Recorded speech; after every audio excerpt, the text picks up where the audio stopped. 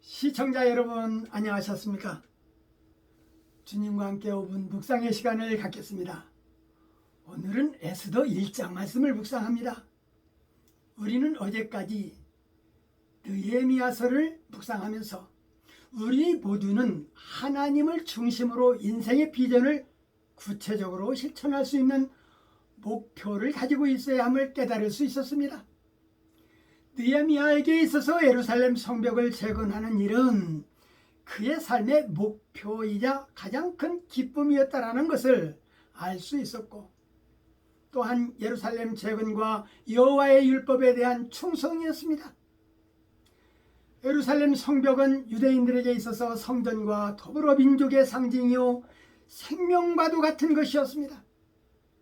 원수들의 갖가지 조롱과 방해 공작에도 불구하고 일어나 건축하라는 나팔 소리는 결국 승리의 환호로 이어져 죄악으로 인해 허물어져 있던 성벽이 갖은 고초 가운데서 재건되었다라는 사실입니다. 이는 포로후의 새 출발에 있어서 새 삶의 터전이 되었고 신앙의 증거로서 후대에 큰 귀감이 되었습니다. 느헤미야는 이전 자기 민족의 멸망과 포로 생활에 고난은 하나님의 율법에 불순종한 범죄의 결과라는 것을 잘 알고 있었습니다. 그리하여 그는 율법의 회복과 거룩한 말씀에 대한 충실한 해석과 준행에 그의 정성을 기울여 강력하게 밀고 나갔습니다. 특히 제사장 겸 학사인 에스라로 하여금 백성들에게 율법을 가르쳐서 마음판에 새겨 온전한 생활을 하도록 인도한 내용이었습니다.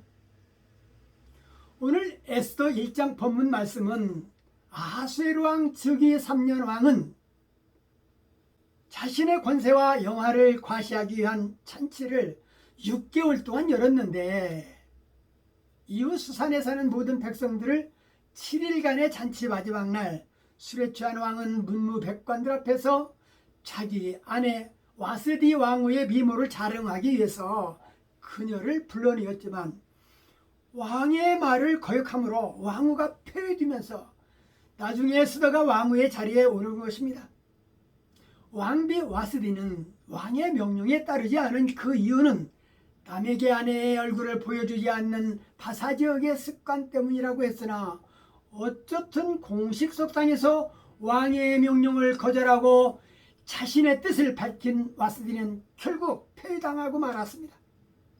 왕명에 불순종하여 그 땅의 여성들에게 남편을 멸시하는 선례를 남겼다라는 이유였습니다. 본장은 에스더가 등장하는 천초인데, 당시 아하수에로 왕이 치리하는 바사 왕국에는 여러 민족이 살고 있었고 인도에서 구스까지 영역이었으니 얼마나 큰 나라였는지 짐작할 수 있습니다. 왕후 와스디가 왕의 분노를 사서 폐위된 것은 무명의 유대인 소녀 에스더가 이략 바사 제국의 왕후 자리에 오르는 결정적인 반판이 된 것입니다. 이 사건 속에는 에스더를 왕후의 자리에 앉혀 장차 섭리의 일꾼으로 사용하시려는 하나님의 손길이 깃들어 있었습니다. 민족의 영웅이라는 칭호를 받아야 할 에스더, 그녀는 생명을 내놓고 민족을 사랑한 자입니다. 그래서 성경의 한 부분의 기록으로 남겨져 있습니다.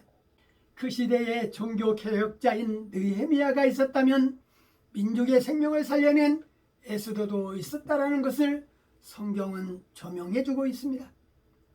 와스디가 왕의 분부를 거역하자 신하들이 왕위의 권위를 수호하고 나라의 기강을 확립해야 한다고 상소하는 바람에 그녀는 폐위되었지만, 이것이 후일 바사에 거주하는 유대인들의 생명을 구하는 계기가 되었습니다.